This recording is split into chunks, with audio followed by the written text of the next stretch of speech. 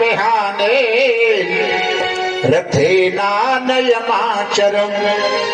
अक्रूर, सुबह आपको रथ लेकर के वृंदावन जाना है, नंद जी के ब्रज प्रदेश को जाना। बोले क्यों महाराज? बोले हमने अपने यहाँ एक धनेश्वर का आयोजन करवाया है, उसमें आसपास के सभी व्यक्तियों को बुलाया है, और तुम दोनों कृष्ण बलराम को यहाँ ले आओगे तो मैं दोनों को यहाँ पर मार दूंगा। अक्रूर बोले महाराज ये मनुष्य की सबसे बड़ी भ्रांति है। क्यों? मनुष्य सोचता कुछ और है और होता कुछ और है, होता कुछ और है। क्रोधाद भवत सम्मोहा, गीता कह रही है। जिस वस्तु के प्रति हमें काम की इच्छा होती है, जिस वस्तु की इच्छा होती है और वो पूरी न हो तो क्रोध बढ़ता है, क्रोध से मोह बढ़ता है। क्रोधात भवत सम्मोहा, सम्मोहात स्मृति विभ्रम, और उस मोहत स्मृति नष्ट होती है। स्मृति प्रशांत बुद्ध नाशो, स्मृति नष्ट होती है तो बुद्धि का नाश होता है, और बुद्ध नाशात प्रणश्यति, बुद्धि का नाश होगा तो समझो सभी का नाश हो जाता है। मनुष्य के सोचने के अनुसार नहीं होता महाराज। नहीं, आपको जाना पड़ेगा। अब अक्रूर को यह लगा कि मुझे जाना पड़ेगा, तो अपने में भाव क्या बनाया, ऐसा मैंने कौन से सत्कर्म पुण्य कर्म किए जिसके लिए कंस मुझे कृष्ण से मिलने के लिए भेज रहे हैं।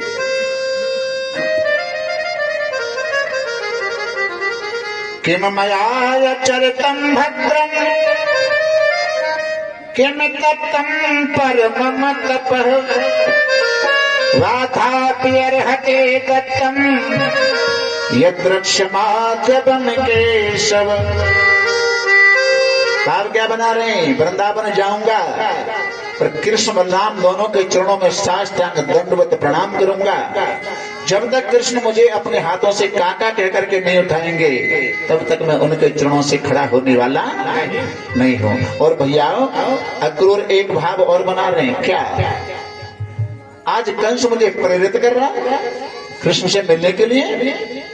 इस कथा का आशय, अगर कोई किसी को अच्छे काम की प्रेरणा देता है और जिसने अच्छा काम किया उसको जो पुण्य मिलेगा उसके फल का छठवां हिस्सा उससे मिलेगा जिसने प्रेरित किया है।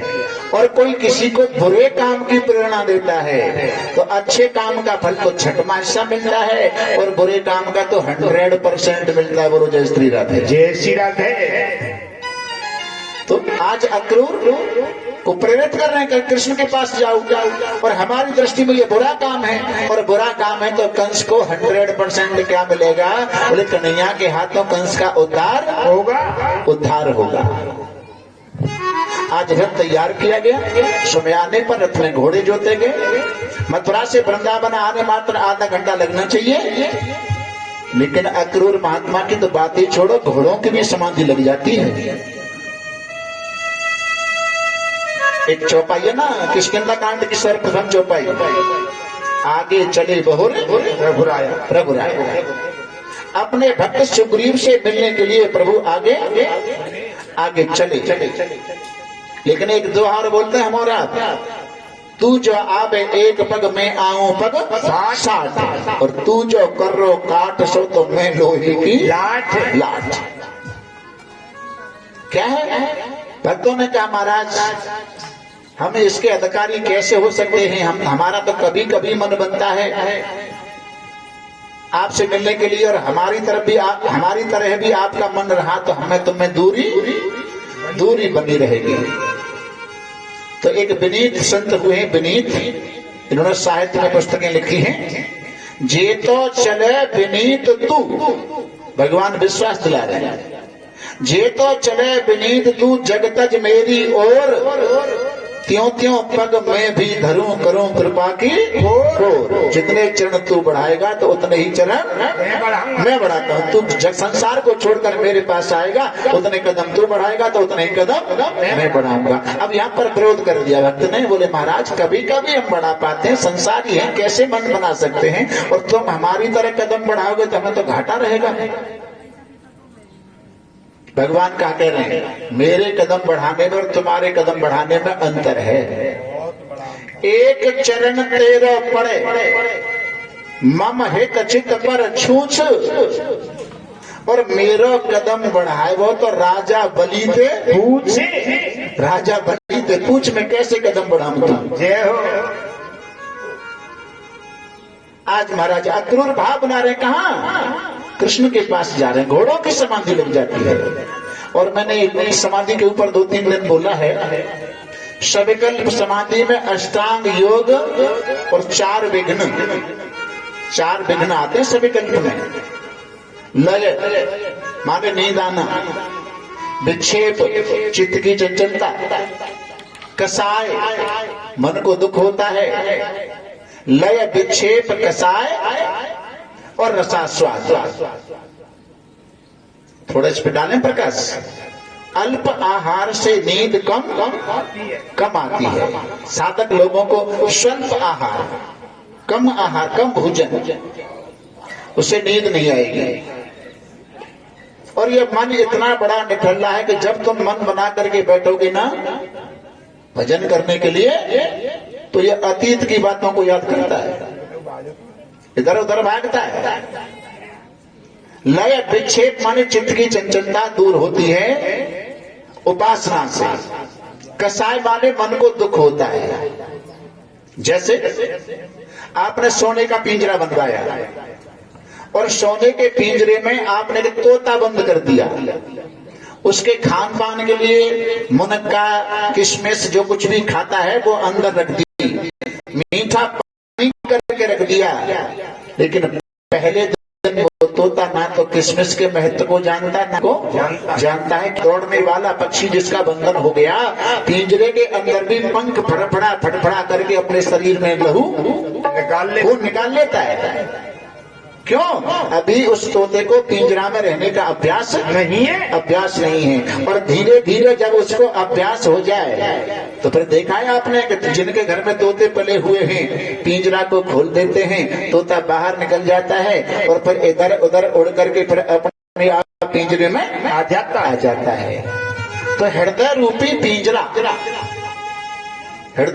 पिंजरा मन रूपी तोता, बिना अभ्यास के इस हृदय रूपी पिंजरा में इस मन रूपी तोते का मन नहीं लगता है।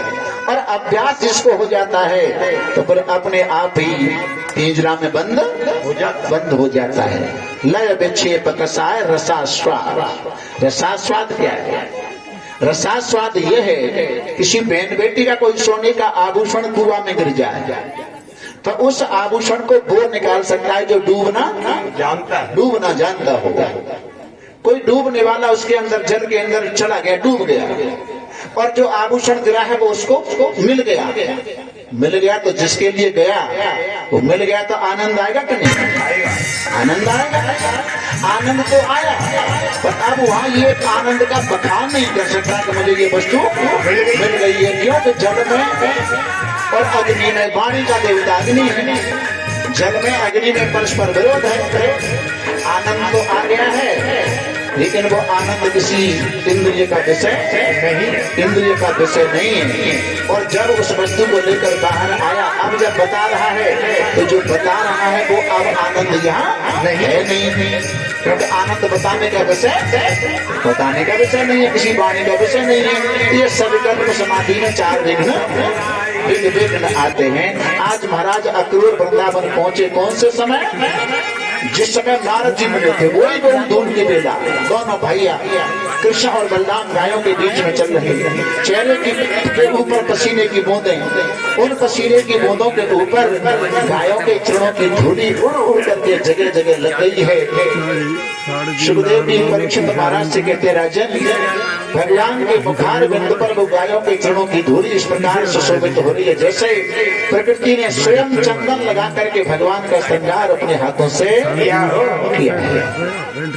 अक्रूर ने प्रणाम किया, अक्रूर के जी प्रणाम किया, प्रस्ताव रखा कन्हैया मथुरा में आपके मामा कंस ने मनुष्य का आयोजन करवाया है, मैं तुम दोनों भाइयों को लिवाने के लिए आया हूँ। भगवान मुस्कुराए, काका जी हम तो अपने मामा से वैसे ही मिलने वाले थे, क्योंकि मिलने का समय हो गया है, मिलने का समय हो गया। और इस कथा का आशय क्या है कि समय से पहले और भाग्य से ज्यादा कभी किसी को मिलता नहीं है। भगवान कहते ये अच्छा किया आप इन्वाइट करने आते, लिवाने के लिए आते हैं, लेकिन इस बात को मेरी माँ को मत बताना, नंद जी को मत बताना, गोपी ग्वाला को मत बताना, क्योंकि उनका जो जीवन धन है वो केवल गोविंद है। रात्रि में नंद बाबा की और अक्रूर की चर्चा होती है। कहीं से कान भनक यशोदा माँ की पड़ गई कि सुबह होते ही मेरा लाला मुझे छोड़ करके मथुरा जाएगा। आज लाला को गोद में बिठा लिया, सर के ऊपर हाथ फेरती हुई यशोदा माँ कह रही लाला मथुरा में जाने के बाद तुझे मालूम पड़ जाएगा तेरी बच्ची माँ और बाप तो देव की और बचते थे। मैंने एक माखन की मटकी के पीछे तुझे ऊखल से बांध दिया, तू मेरे उस ऊखल बंधन को मथुरा में जाकर भूल जा। भगवान भी प्रेम आंसू बहाते हो तो कहते माँ तेरे इस ऊखल बंधन को तुम बैकुंठ में भी नहीं बुला सकते। मैया तेरे ऊखल बंधन में हे आनंद मुझे आया, सत्ता करे कभी मैंने कभी नहीं ऐसा पाया। माँ अगर मुझे कोई बांध सकता है तो उस भक्त के पास में केवल एक बंधन है, वो है प्रेम का बंधन, प्रेम का बंधन। तेरे ऊखल बंधन को तुम बैकुंठ में भी नहीं बुला सकता। मैया बहुत रात हो गई है, अब तुम सो जाओ ना। लेकिन भैया माताएं भाव बना करके देखें, जिस माँ की बेटी ससुराल से मायके में आती है या किसी माँ का बालक नौकरी करने के बाद में घर पर छुट्टी काटने के लिए आता है और उस माँ को मालूम पड़ जाए कि मेरा बालक 3 दिन बाद में जाएगा, उसको ये मालूम पड़े कि मेरी बेटी 3 दिन बाद में जाएगी, तो 1-2 दिन पहले तो वो भोजन जिसके दिल पे टपक, मैंने आपसे कई बार कह दिया होगा, मुझे याद नहीं है, माँ शब्द का कोई विलोम नहीं होता है, उसका कोई पर्यायवाची तो हो सकते हैं लेकिन उल्टा कोई शब्द नहीं हो सकता। सुमिरनी को हाथ में लेकर के यशोदा रात भर मैल के खंभे से पीठ लगा करके रोती रही। भगवान जागे, अभी माँ रो रही। सुबह हुआ, गोपियों की भीड़ लगी। इसी को तो संसार कहते हैं। मिलन होता है तो खुशी होती है और वियोग होता है तो दुख होता है। संयोग में तरे पुण्य न दे ही रहा। नंद बाबा के महल के सामने गोपियों की भीड़। एवं ब्रवाणाम